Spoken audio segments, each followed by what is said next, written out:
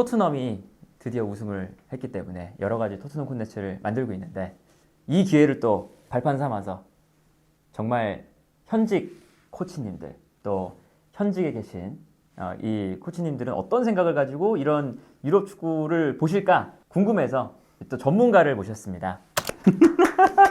반갑습니다. 많이들 이제 당연히 이제 아실 거예요. 영일만 지단. 잊을 때쯤 한 번씩 또 영일만 지단. K리그에 열 몇 명 있는 것 같더라고요. 지단이라는 어떤 지단이라는 어떤 닉네임을 가진 친구들이 꽤 있더라고요. 각 팀에 한 명씩. 근데 그 중에 메인은 나다. 메인은 가장 먼저. 가장 먼저. 사실 뭐 K리그에서 워낙 또 테크니션으로 유명하셨고. 테크니션은 조금 아니지만 좋아했죠. 지단이라는 선수를 너무 좋아했고 동경했고. 제가 사실 팬으로서 되게 좋아했던. 제가 그런 플레이어를 되게 좋아해요. 공격형 미드필더인데 더러워지는 선수. 뭔지 알죠? 네네네. 그런 건 자신 있어요. 막 부딪히고. 요즘에 이제 또 TSG. 네. 어떤 걸 하시나요? 작년까지 현장에 있다가 그쵸? 지금 나와서 이것저것 하고 있는데 가장 좀 중점적으로 집중해서 하고 있는 건 TSG 위원으로 활동하고 있고 또 K리그 중계하고 있고 또 이렇게 다양한 컨텐츠에 불러주시면 또 가서 축구 이야기하고 너무 즐거운 시간들을 보내고 있습니다. 이 올해 들어 저희도 전문가분을 좀 모셔서 얘기를 듣고 싶다였는데 왜 모셨냐면 카타르 월드컵 그때 한번 나오셨잖아요. 맞아요. 근데 이제 현장에 계신데 유럽 축구를 이제 많이 보시는 분이 사실 많지는 않잖아요, 사실. 그쵸. 근데 이제 그때 되게 인상 깊었던 게 끝나고 한 30분 가량 인천이 3백 쓰니까 3백 쓰는 팀 좀 추천해달라. 맞아요. 이제 제가 유럽 축구를 많이 보니까 맞아요. 그 얘기를 했던 기억이 있어요. 그래서 그 기억이 되게 유럽 축구를 흥미롭게 보시는구나. 또 오늘 얘기할 거는 바로 토트넘이 사실은 이번 시즌에 뭐 리그 순위로 따지면 강등권 바로 위거든요.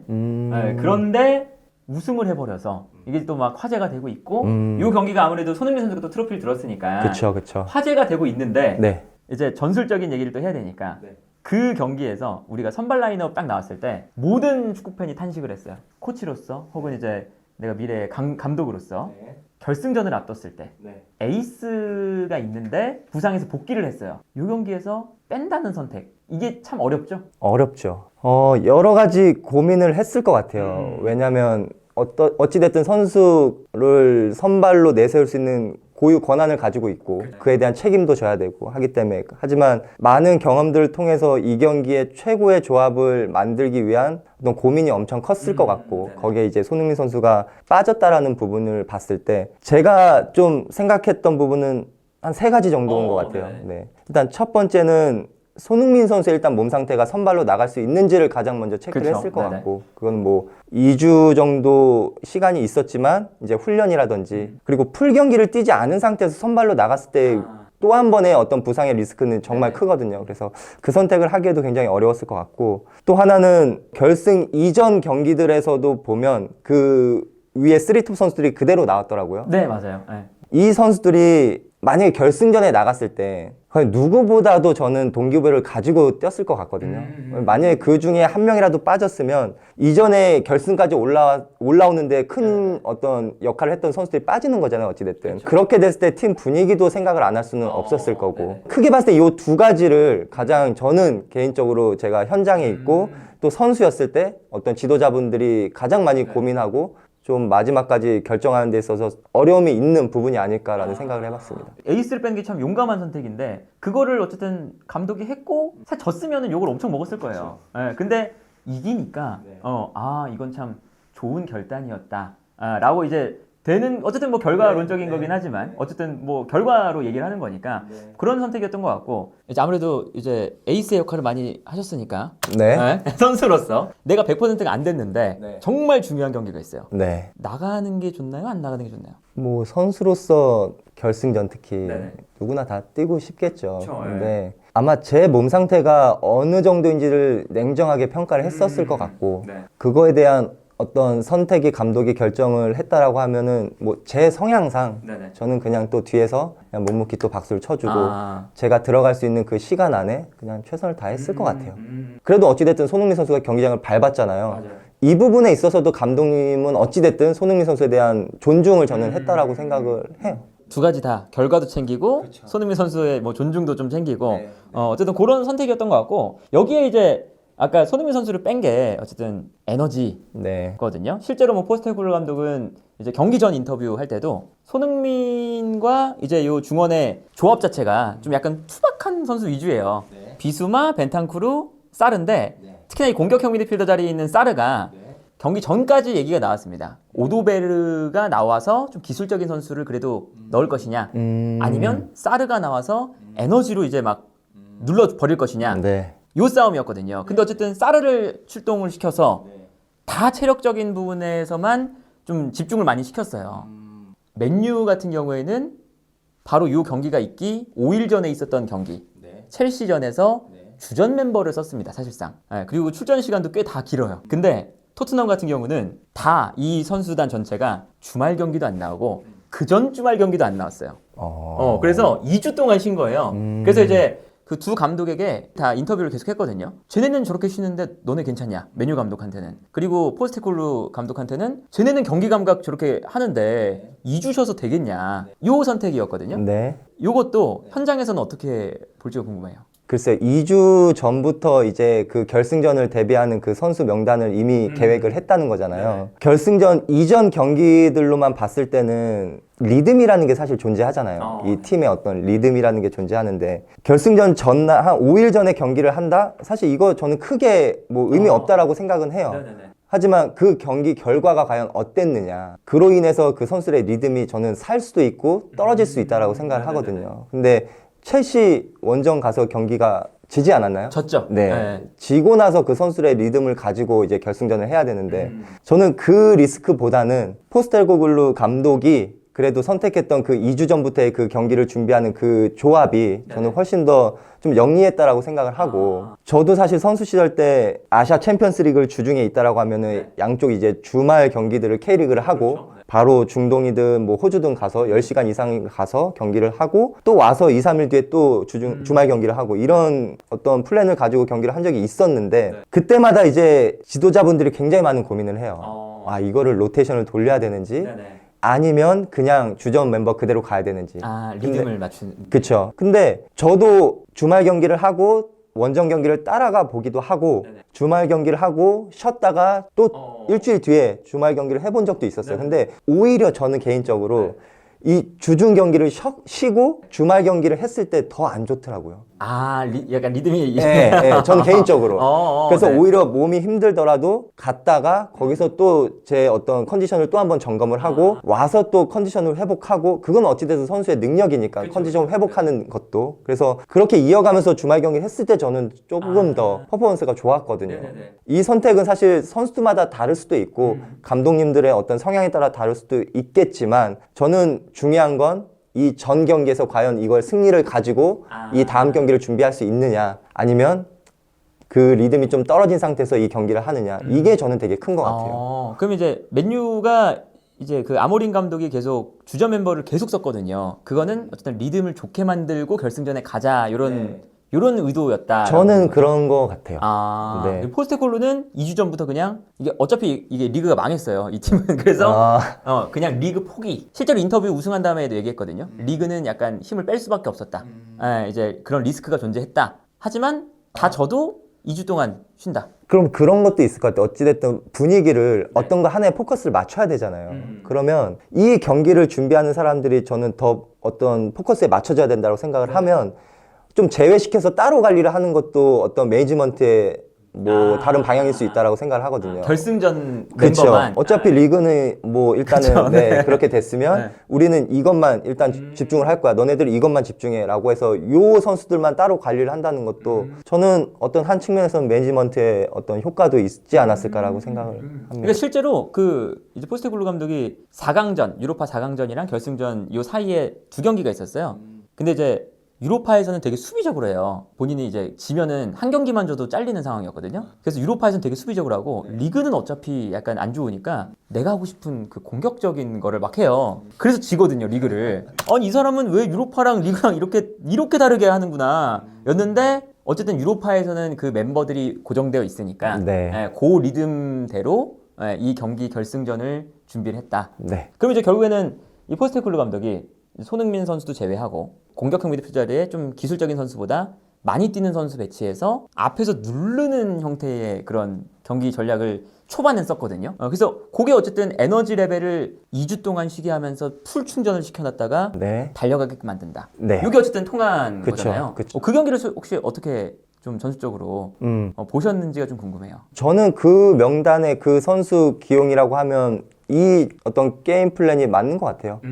또 상대는 체력적으로 저는 아예 데미지가 없다라고 얘기할 수는 없을 것 같고. 한 5일 예. 정도 쉬었을 때. 네, 그게 또 아까 얘기했듯 어떤 정신적인 부분도 분명히 데미지가 있을 거고. 네. 그랬을 때는 내려서서 수비를 해서 상대가 할 수 있는 걸 하게끔 상대 리듬을 찾을 수 있는 시간을 주기보다는 네네. 그냥 전반부터 압박을 해서 네, 상대가 뭐 쉽게 우리가 얘기할 수 있는 정신을 못 차리게 그냥 그렇게 하는 게 좋은 게임 플랜이었다라고 생각을 합니다. 그래서 이 토트넘이 4강전이랑 8강 그 2차전에는 처음부터 그냥 약간 좀 수비적으로 했거든요. 근데 요 경기만큼은 초반에는 압박을 하더라고요. 예, 그래서 뭐 맨유가 애초에 뒤에서 좀 볼을 좀 많이 돌리는 팀이기도 했지만 앞에 뭐 솔랑키 정말 많이 뛰는 선수고 여기에 더해서 이제 존슨도 이제 센터백 한 명에 붙고 그리고 이제 손흥민 선수 대신하는 히샬리송이 워낙에 좀 거친 스타일로 유명해서 이 선수도 한 명 붙고 그리고 이제 중원에서 이 사르 이 사르가 워낙에 좀 에너지 넘치는 선수니까 둘 중에 한 명에게 붙으면 붙을 때 옆에 있는 선수가 올라와서 하나 막아주고 그리고 이제 풀백들도 아예 그냥 극단적으로 올라와서 두 명의 선수 붙잡는 이런 형태였었잖아요.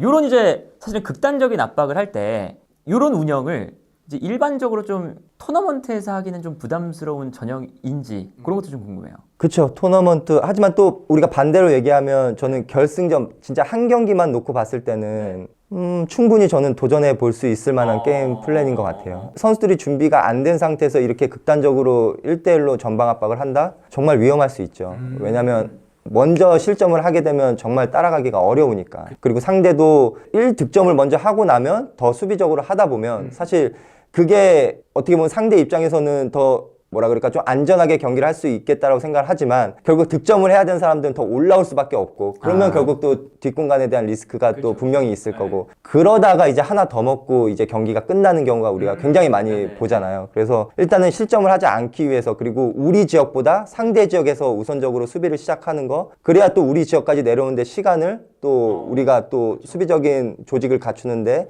시간을 또 벌 수가 있으니까 그래서 충분히 또 결승전이기 때문에 토너먼트인데 뭐 4강전 뭐 8강 이거는 사실 위험할 수 있지만 저는 결승전 한 경기를 놓고 봤을 때 또 준비된 선수들이라고 하면 저는 괜찮은 선택이었다. 딱 한 경기만 놓고 봤을 때. 네. 그럼 요 이제 경기에서 좀 압박 플랜이라던가 이런 걸 어떻게 보셨나요? 일단 후방 빌드업을 이제 맨유가 하게 됐을 때 전방에 3명이기 때문에 당연히 이렇게 쓰진 않죠. 이제 이쪽 선수를 하나를 내려서 숫자를 일단은 맞출 텐데 그리고 일단 기본적으로 내려쓴 상태에서 이제 볼이 이쪽에 있는 선수가 어느 정도 압박을 하는데 이거를 안쪽으로 움직임을 가져가서 이쪽 패스를 주게 되면 굉장히 이제 어려운 상황을 맞이하는 거죠. 그래서 볼을 잡고 있을 때 사실 측면을 막으면서 이렇게 압박을 가기 시작하는 거고 이렇게 되면 이제 압박이 시작이 되는 거죠. 그러면 이제 패스 주면 앞에 이제 숫자적으로 이제 동등한 상황이기 때문에 이제 점점 압박을 하게 되는 거고 또 측면 가면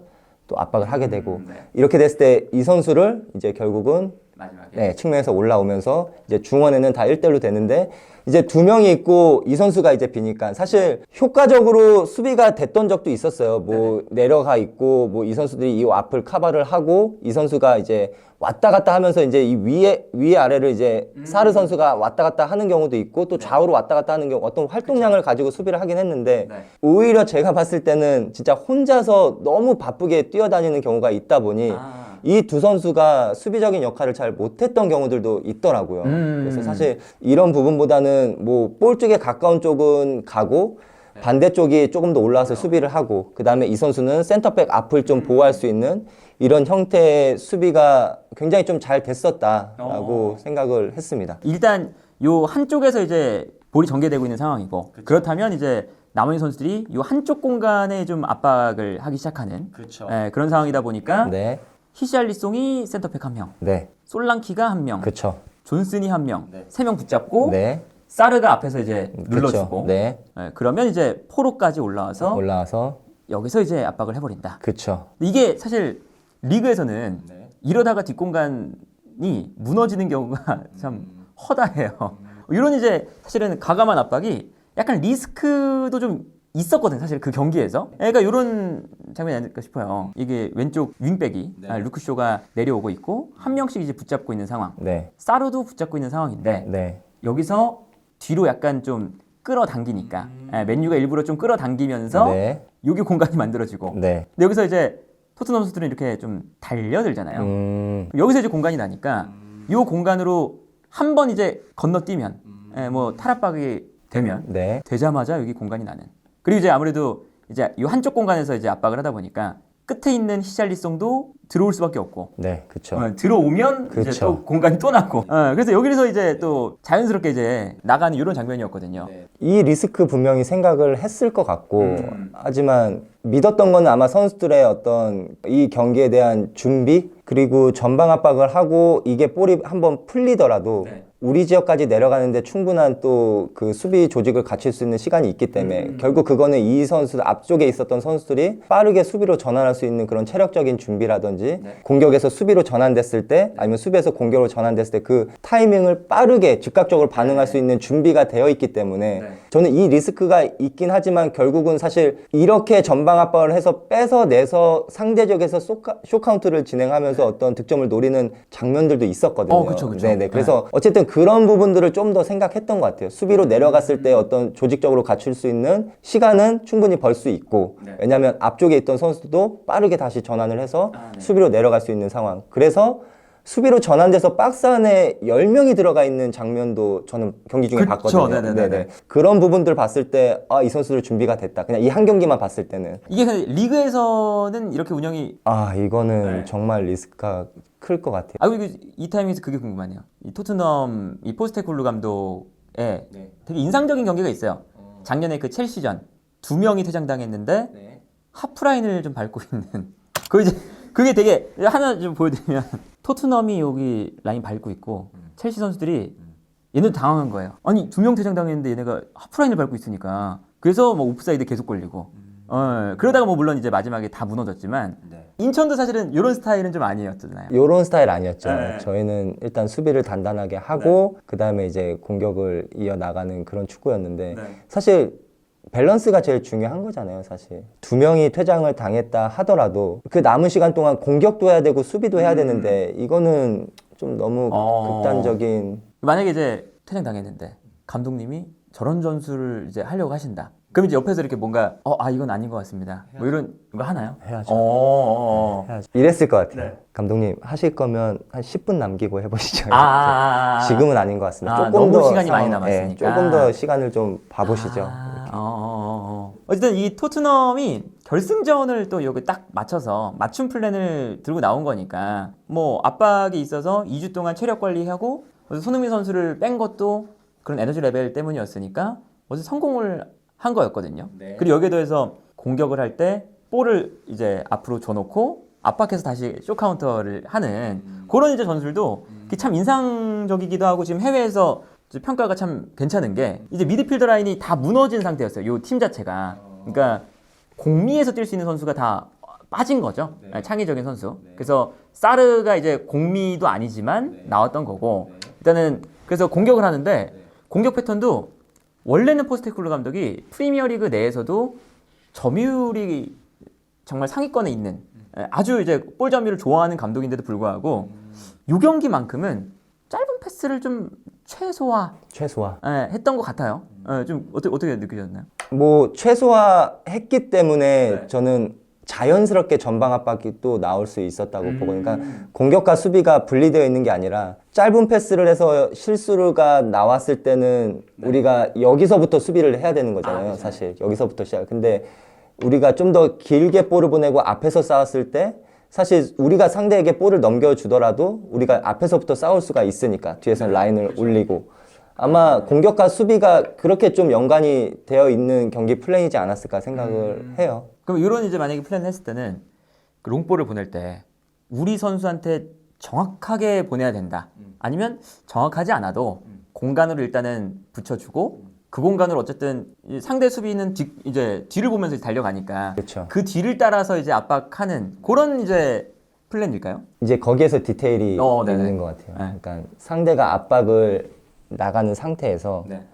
이제 이 뒷공간을 이제 노려야 되는 그쵸, 거잖아요. 그쵸. 근데 뭐 예를 들면 이렇게 합시다. 뒷공간을 노려야 되는데 사실 이 사람이 오른발잡이면 네. 우리가 리그에서도 많이 보면 이 뒷공간을 노리는 킥을 하다 보면 결국 볼이 인사이드 쪽으로 말려서 박스 안쪽에 이 근처에서 바운드 한 번만 되면 이건 골키퍼가 다 나와서 잡을 수밖에 없어요. 네네네네. 네, 그래서 정말 디테일하게 코칭을 할 때는 네.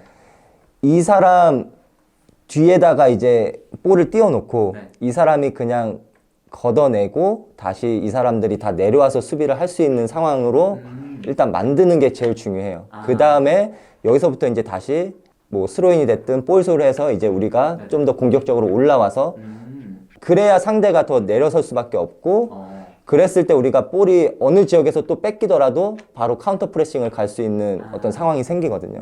그래서 그런 어떤 경기 운영을 하기 위해서도 이 상대 지역에서 어떤 롱볼 자체도 굉장히 좀 플랜을 가지고 어떤 목적을 가지고 킥을 해야 된다. 사실 근데 저는 이 수비수가 물론 수비 잘하는 게 너무 중요하죠. 수비수는. 하지만 빌드업이라고 했을 때 우리가 그냥 뒤에서부터 짧은 패스를 통해서 나오는 것도 빌드업일 수 있지만 저는 그 빌드업의 개념은 어떻게 상대 지역까지 가느냐가 저는 가장 중요한 수단이라고 생각을 하거든요. 그렇게 봤을 때 짧은 패스도 수단일 수 있지만 우리가 측면에 아주 빠른 선수가 있고 전방에 키가 큰 어떤 제공권이 좋은 선수가 있으면 충분히 그 선수를 노려서 상대적으로 갈 수 있으면 저는 이것도 너무 좋은 빌드업의 하나다라고 저는 생각을 해요. 이것도 이제 어느 정도 이제 그 경기를 준비하면서 애매하게 떨어뜨려 놔라. 이게 이제 뭐 아까 말씀해 주신 것처럼 이제 안쪽으로 감겨 들어가서 골키퍼한테 가면 안 되니까 골키퍼가 잡기도 애매하고 수비가 걷어내기도 애매하고 그렇죠. 요 장면이었던 것 같아요. 그래서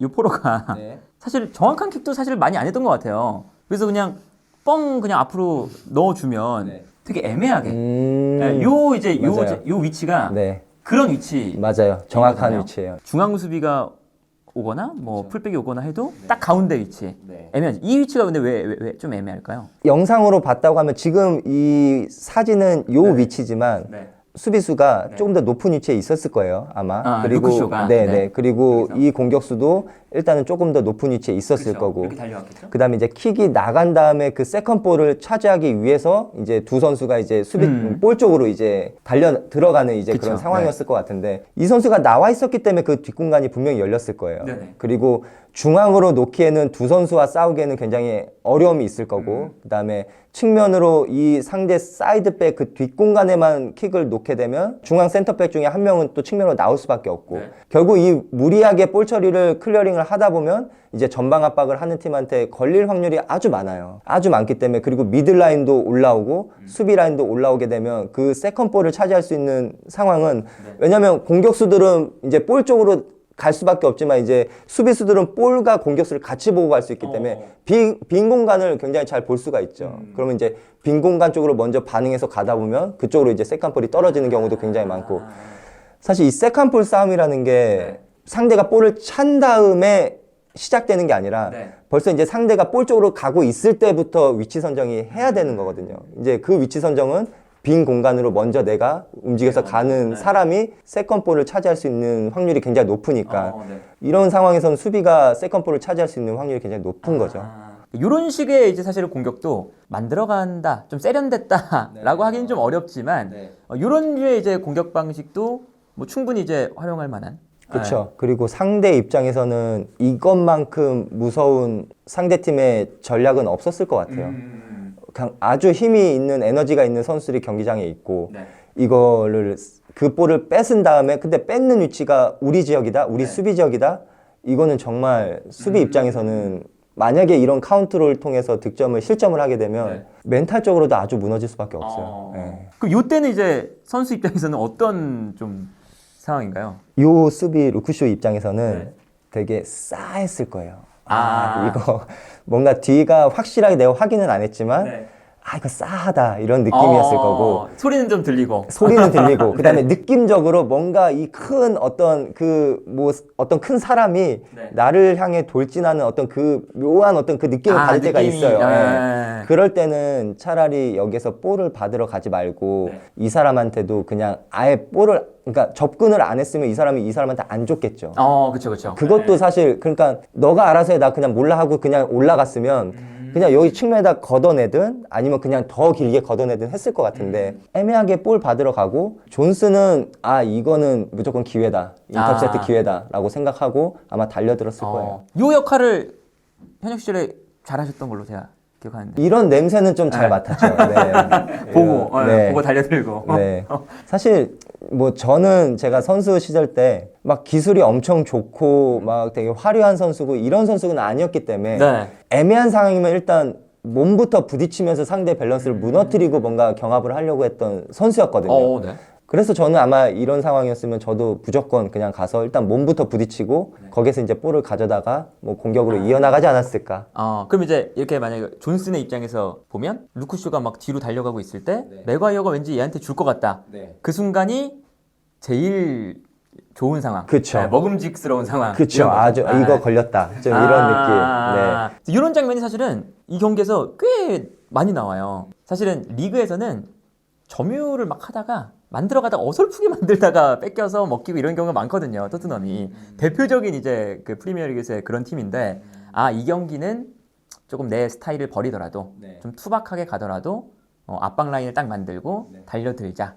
요게 이제 사실은 초반에 이런 플랜을 했고 그게 어쨌든 통해서 한 골 만든 거잖아요. 네. 한 골 만든 다음부터는 또 아예 그냥 다 내려가서 완전 그냥 이제는 이걸 안 하더라고요. 이것도 어느 정도 뭔가 경기 준비할 때 네.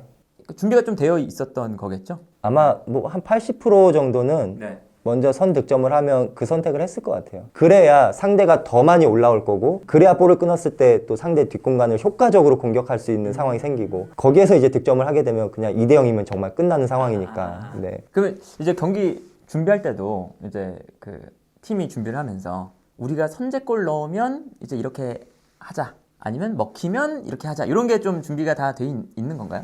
뭐 밖에서 컨트롤은 하겠죠. 만약에 우리가 선득점을 했는데 너무 수비 라인이 올라가 있다. 그리고 우리 뒷공간이 너무 많이 비어있다. 그러면 조금 더 내려서 수비를 하자라고 이야기를 할 텐데 선수들도 심리적으로 자연스럽게 내려가는 것 같아요. 그러니까 이게 우리 골문을 지키고 있다라는 게 제 개인적인 생각이긴데 그 스페인의 투 있잖아요. 투.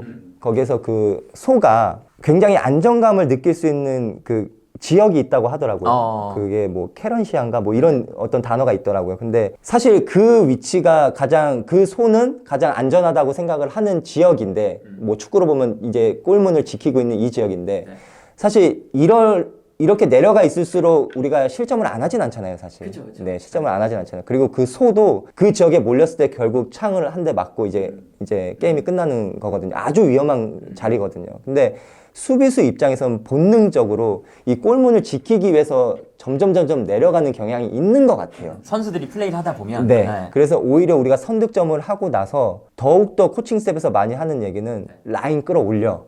너무 소극적으로 하지 말고 라인을 자꾸 내리지 말고 라인을 자꾸 올려 라는 이야기를 훨씬 더 많이 하는 것 같아요. 네네. 네. 토트넘의 수비는 좀 어떻게 보였어요?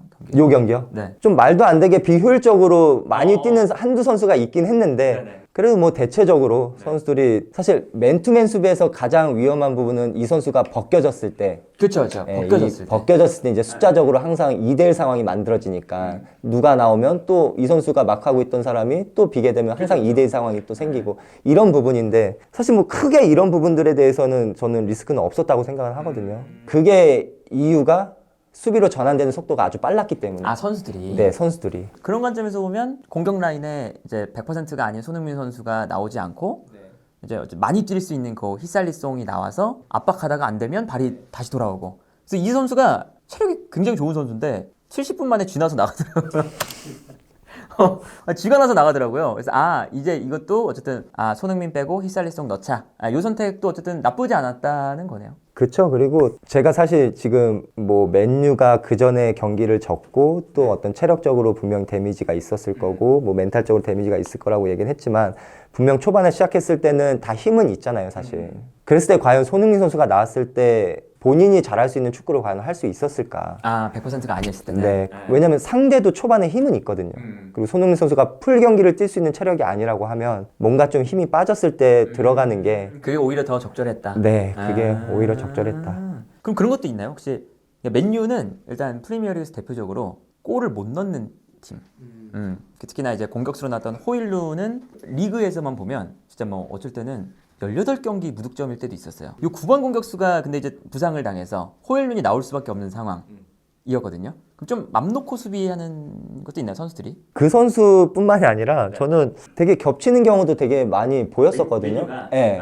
포지션이 사실 뭐 효과적으로 위치를 앞선에 쓴다고 해도 앞쪽에 공격수를 뭐 예를 들어서 뭐 4명을 놓고 미들 좀 올리고 아니면 뭐 앞에 숫자적으로 우위를 둡시다. 저희가 4명을 두고 뒤에서 뭐 3로 한다고 했을 때도 사실 이 선수가 어차피 1대1로 뭐 물리는 상황이 된다라고 하면 저는 누군가는 이런 상황이 되면은 이 하프 스페이스에서 누군가는 볼을 받아야 되는데 이 선수도 뒤로 뛰고 이 선수도 측면으로 가서 결국 여기다 볼을 놓을 수밖에 없는 상황인데 이 선수가 과연 볼을 못 넣었을 때는 이 다음 플랜이 없는 거예요, 사실. 네, 그랬을 때 이제 또 반대로 갈 수밖에 없는 상황인데 그러면 이제 토트넘한테는 아주 좋은 압박 상황이 생기는 거죠. 백패스 주는 상황부터 이제 압박을 가고 하면 이제 여기서는 아예 막히는 상황이 생기니까. 그러니까 한쪽에서 숫자적인 우위가 있었을 때는 그쪽으로 효과적인 공격을 해야 되는데 그게 이루어지지 않고 반대로 전환됐을 때는 이제 이쪽이 숫자적으로 우위가 있으면 이쪽은 동등한 상황이든 아니면 숫자적으로 불리한 상황이니까 그게 이제 토트넘 입장에서는 아주 압박을 가기에 아주 좋은 타이밍이었던 거죠. 맨유가 어쨌든 공격하는 과정에 있어서 약간 좀 준비도 좀 부족하고 오히려 이제 토트넘이 수비를 하다가 맨유가 활로를 못 찾아서 뒤로 돌리는 순간 그럴 때 이제 좀 더 토트넘이 수비하기도 쉬워지고 어쨌든 뭐 맨유의 공격 과정에 있어서 좀 문제가 있었기 때문에 더 좀 수비적인 전략도 잘 통했다. 네네네네. 같이 가더라고요. 왜 저렇게 같이 가지? 좀 이런 느낌을 막 겹치기도 하고 그냥 막 둘이 그냥 한 명은 내려오거나 뭐 이렇게 해야 되는데 그냥 달려나가고 이런 식으로.